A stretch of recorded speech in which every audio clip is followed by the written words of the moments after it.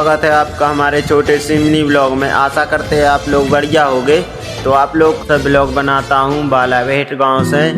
ये गांव का तालाब दिखाता हूँ, सुंदर सा नज़ारा। आप लोग हमारे ऐसे ही ब्लॉग में बने रहना। यह बारिश की वजह से भरा नहीं है और अभी पूरा तालाब खाली डरा है। आप लोग के लिए हम इस ब्लॉग में दिखाएंगे।